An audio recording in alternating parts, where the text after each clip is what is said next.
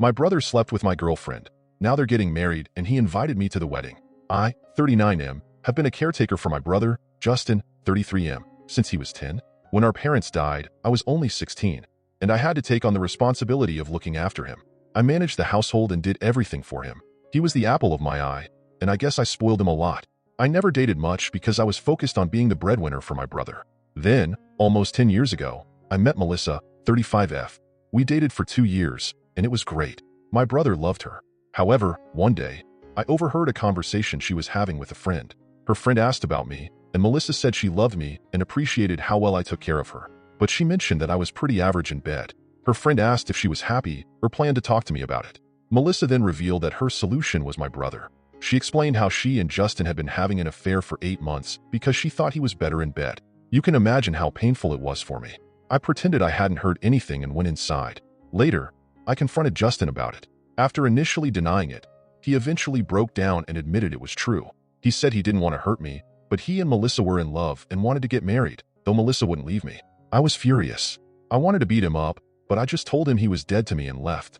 I kicked out Melissa, and she stayed with Justin and his roommates. Justin kept banging on my door, and I had to move in with a friend, telling everyone not to disclose my location to him. His calls and emails were all the same. Apologies and promises to break up with Melissa. I stopped the trust fund account I had set up for him, which he could access when he turned 25. To me, he was no longer my brother. I fell into a deep depression. I couldn't eat or sleep properly, and I had nightmares of my brother and ex laughing at me, telling me I was terrible in bed. It got so bad that I once stood on a train track, ready to end it all. Thankfully, my friends saved me. I didn't have many friends, but the ones I had were my rock. I stayed with them for a year, went to therapy, and attended group sessions. My anxiety around intimacy was so severe that I didn't date for a long time. My friends encouraged me to try, but my first attempt at a one-night stand was a disaster. I still go to therapy, but other aspects of my life have improved. I focused on building new relationships, traveling, and exploring new hobbies. I started living for myself. Now, I'm in a relationship with Wendy, 32F, who I've been with for 3 years. We are engaged and expecting a child. Wendy is a wonderful person who knows all about my insecurities and the problems I faced because of my brother. She has been mature and patient with me, allowing me to trust someone enough to be in a relationship. 2 days ago, I received a wedding invitation in the mail. As the title says, it was from my brother. He has kept tabs on me from afar and invited me to his wedding with none other than Melissa. Seeing their names doesn't hurt as much now. I feel numb. If this had happened 8 years ago, I would have had a meltdown. I still feel pain because I cannot be happy for my brother's big day. My fiancé suggests that we shouldn't go and should delete the invite. Update. I have a baby girl now. When I posted this, my fiancé, now wife, was already 8.5 months pregnant. We had an early delivery. My baby girl, Emily, is so cute. She is a little bundle of joy for both of us. She is so tiny and cute. She has eyes just like mine. I cannot believe we made something so precious. I spend as much time holding her. My wife gets pissed because she thinks I am going to coddle her to death. Also, my fiancé and I got married pretty quickly. It was a court marriage. Neither of us wanted a big wedding anyway. We are all fine. Some of you asked me how my brother knew my address. Well, he didn't. He only knew my email, my work email. He probably knows what company I go to.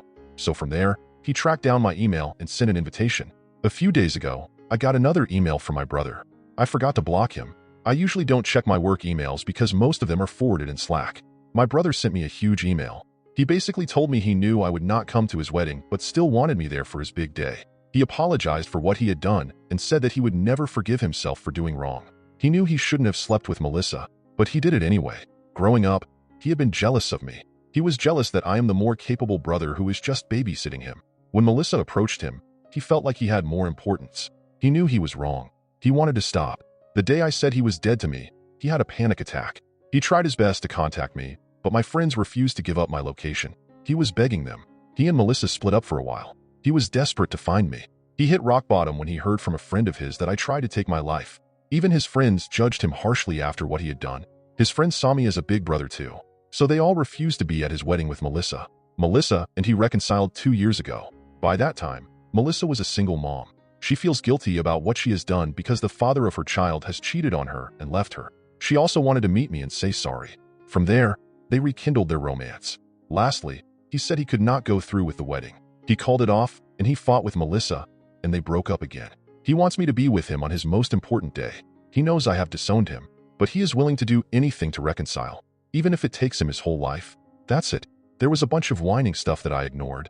I deleted the email. My therapist said that forgiveness isn't something that is forced. It comes from a subconscious level when we know we can forgive that person.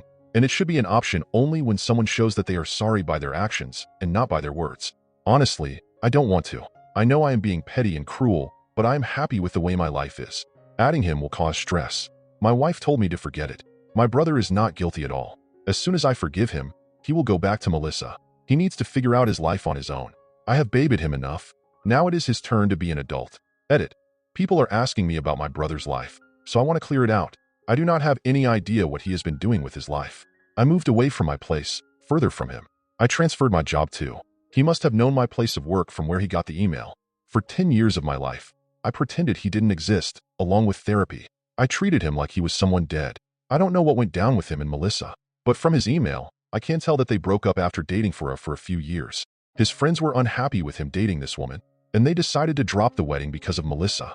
My brother told me he doesn't want to get married unless I am there to support him. That could be anyone. It doesn't have to be Melissa. Why Melissa came back, I don't know. Maybe she thought I would accept her like a doormat, but she knows me better than that. I am stubborn when it comes to holding grudges. I didn't know I had an impact on his friends so much. They were good people who would hang out with us. Though they were younger, they treated me like their own brother. I did get apologies from 2 of his friends who never had a positive male role model after I blocked my brother. I don't have any contact with them. At the end, if he truly regretted this, he wouldn't have decided to marry Melissa, the woman who destroyed my life along with his. What did he think? I will forget all the pain and trauma they have caused me. Forgiveness doesn't set you free. It creates a different trap. Over the years, I have learned that forgiveness is a tool made by cowards who just want to get away with their wrongdoings without facing any consequences.